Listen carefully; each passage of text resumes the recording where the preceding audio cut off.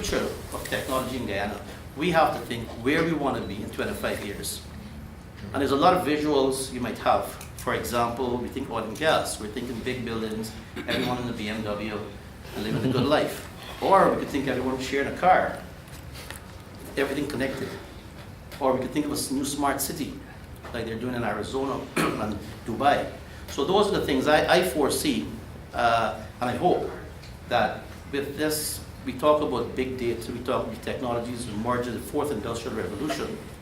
So I think Guyana is a pivot. We're on the wave. We're now on the wave, and I think it's the best time ever because countries have tested and failed, and we're at the right time for takeoff. So I believe the future is bright, and I hope in 25 years we'll be moving around in driverless helicopters or copters or whatever you call them. Yes. Jennifer, I know you are the program director over at CARICOM and a vast background. And we've spoken from time to time as to where we would like to see ICT in Guyana, especially evolving from our youth. And what we have noticed over this past weekend tells us that with a lot more push, we can actually, because as you know, you don't use technology, you lose it. Yes. So from your perspective, where do you think what we should be doing in order to motivate our youth and our adults in moving, as Guyana moves forward in technology, because Guyana is not going to stay where we at right now. So with this event, it's just an eye-opener as to what can happen. Thank you, Alison. Good afternoon, everyone. I was wondering why you're starting at this side of the table. We had the history and not the future. Anyway, we'll deal with that after. Anyway, very good question, and I thank you for it. A couple of things occurred to me as Raymond was speaking and as you asked your question. The biggest thing for me, I think, is awareness, but also coming from the policy side of the track. We get a lot of beating up at the Secretariat and at the government level because people are saying, almost do away with policy and let's just do everything. I do believe that you need policy because otherwise you will be sort of dealing with everything in a scattershot manner and dealing with little pockets of solutions. The second thing for me though is, and I think is a big thing, is awareness and understanding. And a little story popped into my mind as I was here today. When the government first started to give out the one laptop for children, probably about 3 or 4 years ago, I was standing by the National Library and a minibus stopped there, and two little girls were talking and saying, "Did you get the laptop from the government?" And they were saying yes. And then one looked a little glum, and then she said, "But it can't do anything." And so I perked up my ears, and then I stuck my neck into the window, and I said, "What do you mean it can't do anything?" And she said, "There's no internet."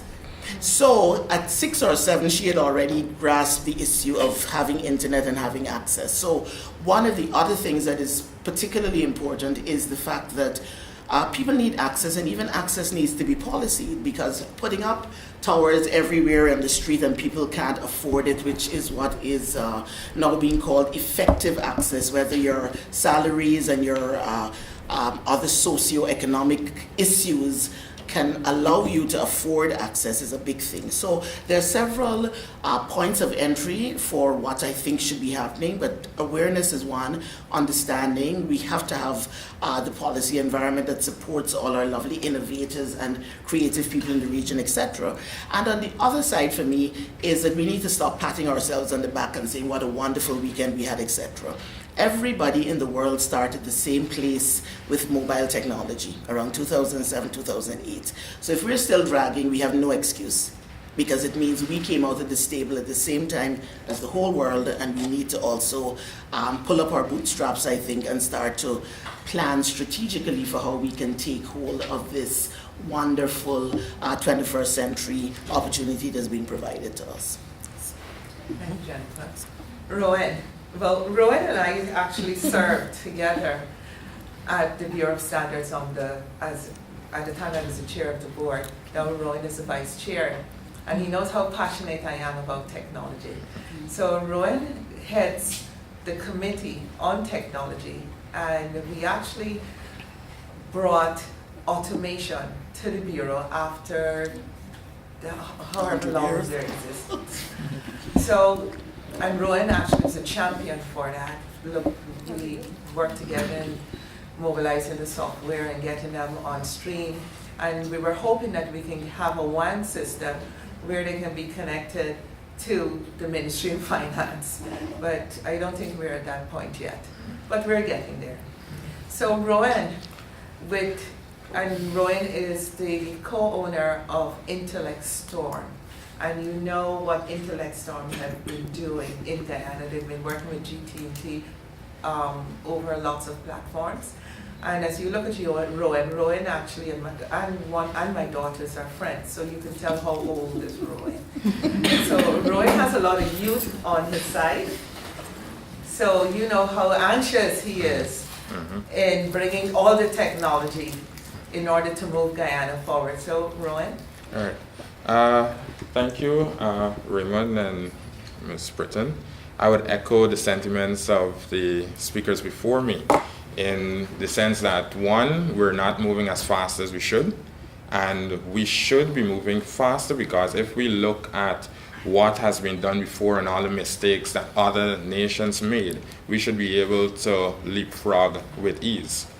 Now, my thing with Guyana and technology and the development here, I would like to talk a little more on the silos.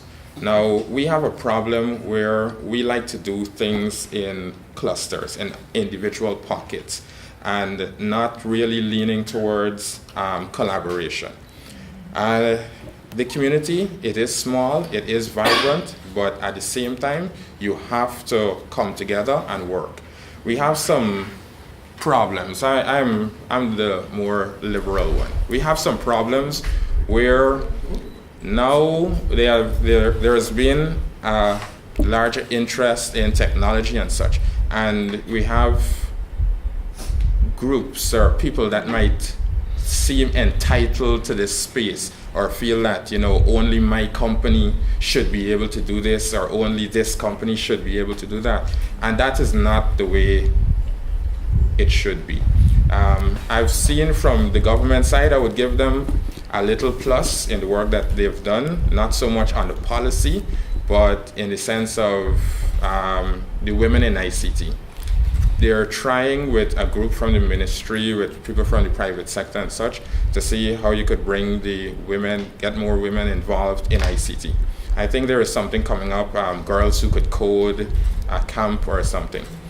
A few days ago, I think on the first day, there was a workshop, and a woman said, which blew my mind. She said she doesn't agree with this program, teaching girls to code, because what happened to the boys? And I'm thinking, wow. But people might say that, oh, it's sexist or it's gender and whatnot, but there is I don't want to say disadvantage, but we need to put attention into getting more women involved in ICTs. I could talk to more. Ms. Over to you. Thank you. Now, as you hear me talk about policies, but policies, I think, should even be holistic on the use of the different spaces that we have, especially when we talk about cybersecurity. So what do you think from your perspective?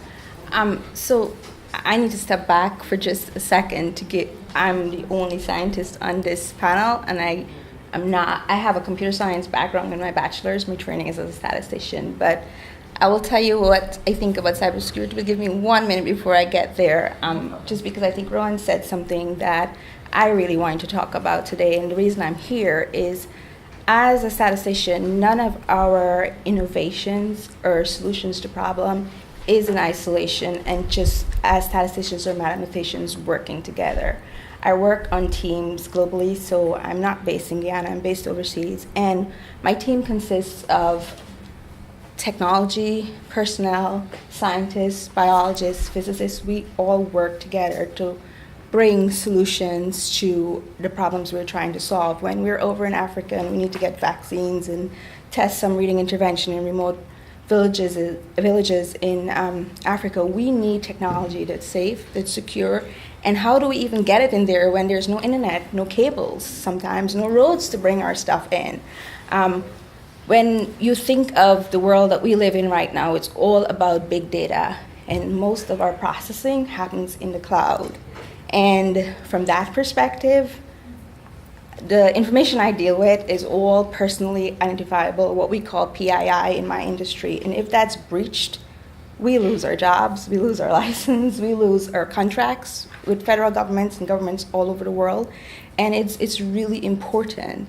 So in terms of, most places, I apologize, I don't know where Guyana is on this, but we're working on the cloud, and I can tell you our cybersecurity is immense, but it's also portable in the sense that if I am in the US and I'm working with my team in Australia, we need to be able to look at the same data, process it, and make sure it's secure and not being interfered with. And that's where we need to get to. That's where we need to be. I can work anywhere in the world remotely. And that means I'm just connecting to a virtual network, a virtual laptop.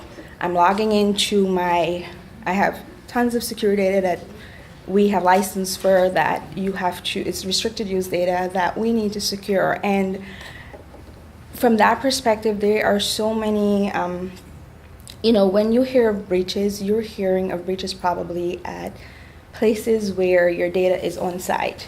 And you're really not in the cloud yet. And that's not to say the cloud is safe and totally secure, because there have been hacks and people have access data and we've had to deal with it. But, that's where I think we're going. That's where I think a lot of the resources are being put into. And then one other thing I wanted to comment on what Rowan said.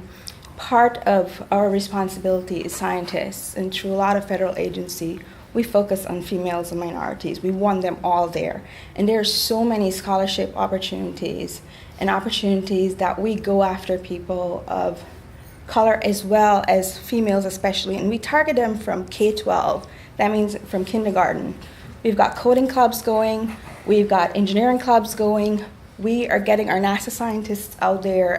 NASA, part of what we do is we have what we call Summer of Innovation. And we invite K-12 students from all over the country to come to specific summer camps that we host.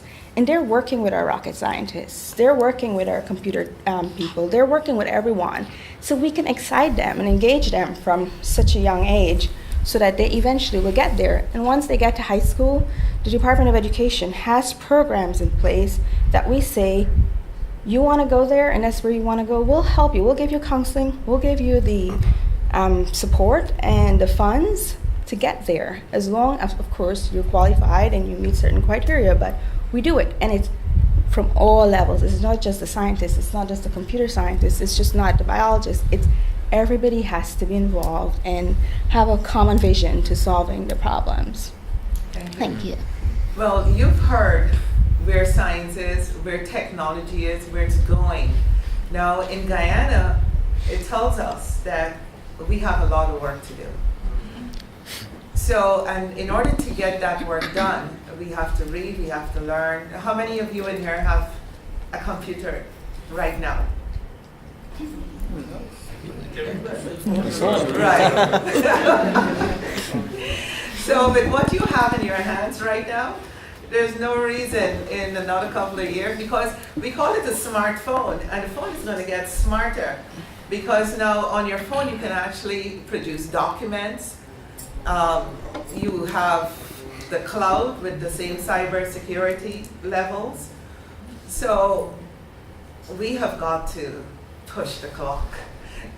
Because we are going to be, we have in the other room right now, they're talking about the oil.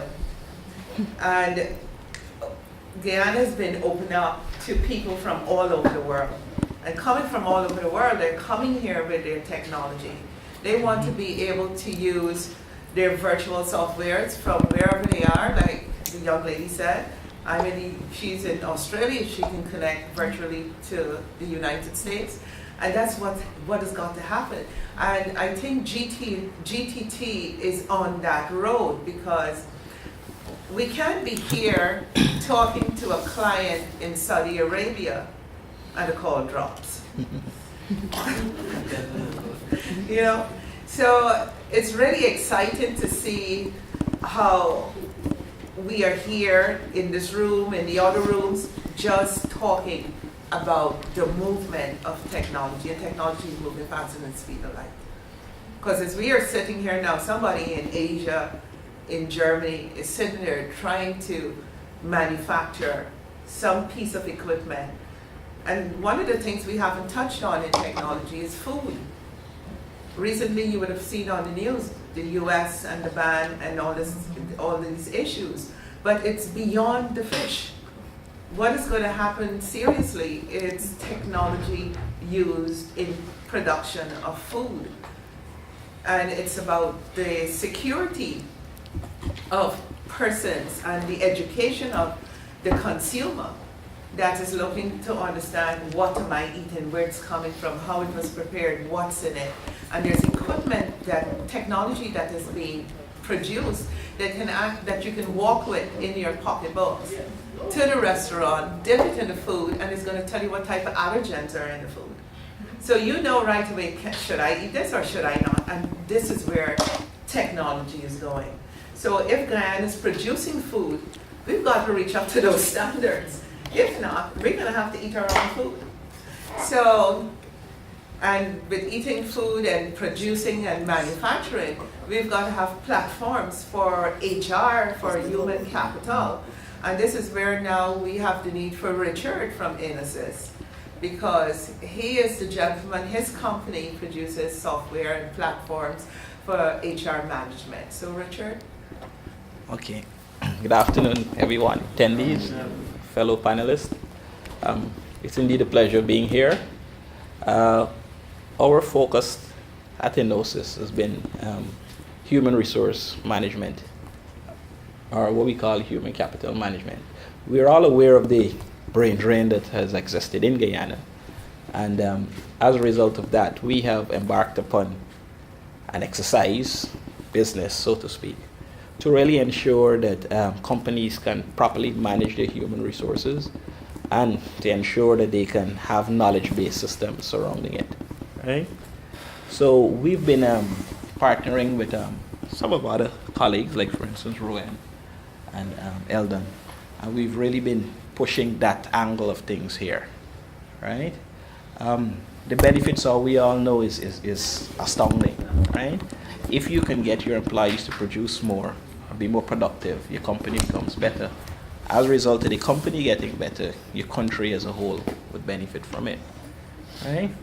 So knowledge management is an area that we've been trying and investing in and encouraging companies to really go that path, right? Ensure you establish standards. And Rowan, for instance, we've actually partnered via Rowan to do some work at the Bureau standards. So that's been our angle of contribution or things to this digital age. Rowan also alluded to the fact of silos. There's a big problem we have in this country. You'd be amazed at how ministries that are supposed to be working together have this ownership syndrome, is that they have this data and they wouldn't share with anybody else and this other thing.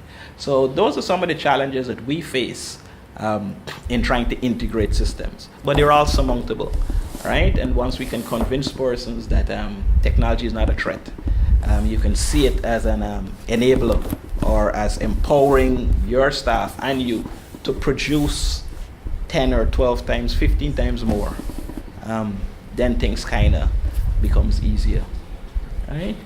So again, we know we can accomplish a whole lot via technology, and there's been our angle of pushing things. Thank you. And now we go on to We Own Space. And B75. Don't forget that. Excuse me? And B75. And B75.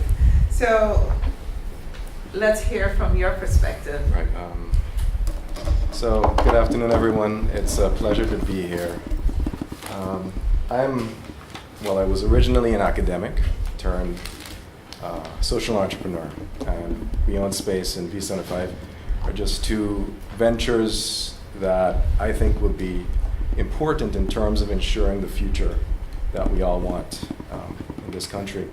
Just to dream a bit about the future, I see, even under a generation from now, we have a Google of Guyana. We have our 40% unemployment rate plummet.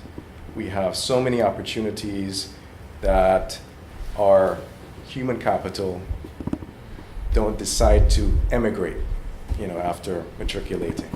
Everyone stays here, and it's all important. This particular future, it's good to have objectives, but right now it's about how do we achieve that? How do we achieve that objective? And in my time at the university, I've spent 13 years there mentoring and teaching students. What I've seen is that once in a while you come across these environments, so to speak, just a collection of individuals, these minds, that somehow engage other young minds and push them to be more than they think they can possibly be.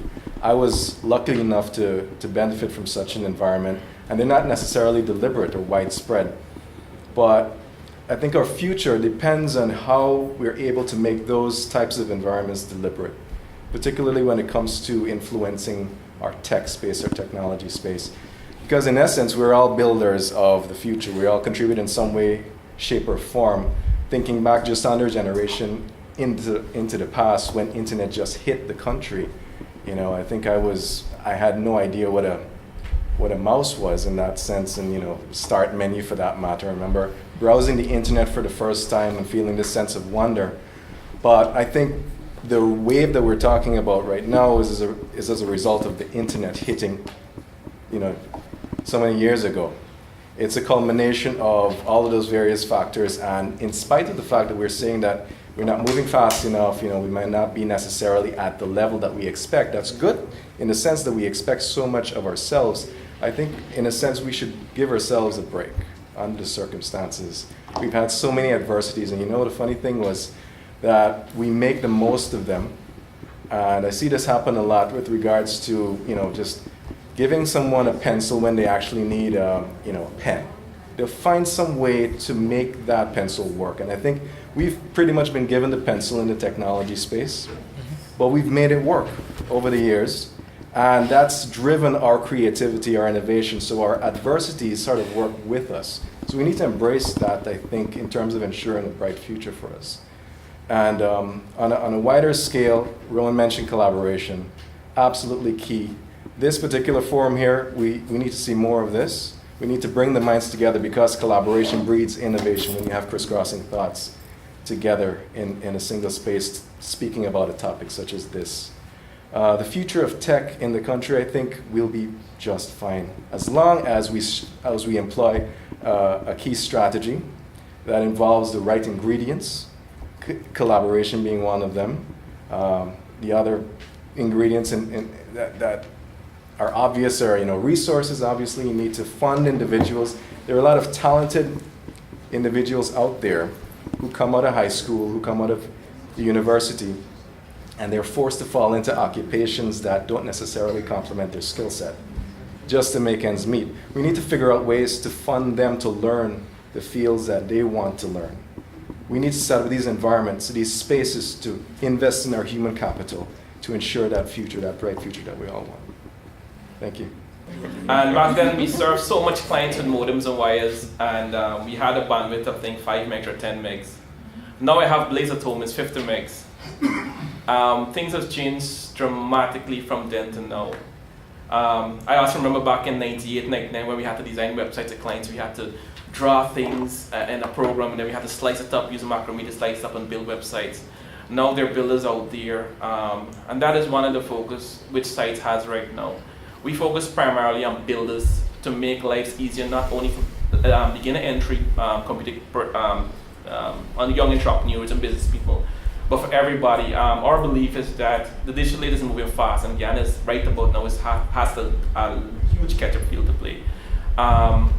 one of our mission is to go into schools and go into communities and teach them. We're trying to work with Ministry of Telecommunications, working with their hubs in different sites to go teach young entrepreneurs the arts and craft, how to get websites and build websites using our builders. One of our aims also is to get app launch using app builders. We've worked in a lot of schools, Martin Academy, Bishop High School, and these things. We did training programs with the students in there, teach them about builders, teach them about app builders and these things. Our main drive behind is to get youths more involved in IT. I remember when we did our IT back in 1983, 94, we were considered doctors back then. When we had our little certificates and our MS-DOS certificates and Windows 95 certificates, these things, we felt special back then. There's so much IT students now in the field. It's a very competitive thing. Where do we start? What do we do? A lot of people don't want to go into IT because everybody's into IT and they want to go to something else. My thing is to bring back that light in the child's eye to design something, and even by using a simple builder, to just start them out in that field, to get involved in programming later down, or to get involved more technical part of it. So that's been mostly our drive behind the entire thing, to push youths to get there, to push business people, because I think we did some seminars, we did some classes with business people. We had 200 business persons enter the class over a 2-week span, and every single one left the class building their own website, and they have no computer knowledge. So technology is there. You can build your own websites, you can build your own apps. You can start with that, you can work with people. Sites have about 800 clients. We have more clients in Jamaica and Barbados than we do in Guyana. And majority of our clients are overseas based. So I work in webinars. I do webinars live in Guyana, talk to people overseas, troubleshooting. We talked a lot about Jamaicans, a lot of Barbadians. We're still trying to get Guyana on board with the whole entire digital thing of designing websites and apps. Through Eldon, probably Rowan will help us try to get to the Guyanese market. We're hoping to get Payment GY on board with the payment gateway on the app, so when people build apps locally here, they're able to collect payments and stuff. And Eldon has been pushing us a little bit on the back end, but he knows I'm a bit slow. But we're trying to work with the IT community to get the end game is to get more youths involved in IT, to push Guyana, because we're right now a little bit behind, and the oil is catching up with us, to push Guyana as fast as possible to get to that point. And these guys are a great team that are with me on the panel here. They've been pushing for it in the back end. I'm here to support them. I think they need anybody's support that can give them support to push this initiative forward. And again, they were talking about the silos. We need to work together for the end game to get the final goal of pushing us to the end of it all. Thank you. And I must say thank you to the panel and thank you to the audience. And as we leave here today, we leave with a sense of urgency to go google.com. How can I make this? What technology can I use? You know, you go outside, you talk to the lady on the, what's it called? Not Siri, there's another one. Alexa, right. Great. And you tell her, turn the kitchen lights off, and the kitchen lights turn off, right? So as we move forward, we should just be thinking, we're talking about going green. So, and reducing the carbon footprint. So in order to do all of that, we have got to interconnect with technology. We're talking about solar panels. Many of us are, not very happy with our current energy situation. So, alternative energy, you have solar panels, people are talking about wind, they're talking about all kinds of different things. And we definitely need to start using them. GAA announced that they can come to your home or your business and do a free evaluation that tells you how much you're using, how much panels that you need in order to do the switch over to using solar energy. So all of that is just moving towards technology. So today I want to say thank you again, thanks to GTT, and look forward to a bigger and better technology summit next year. And thank you.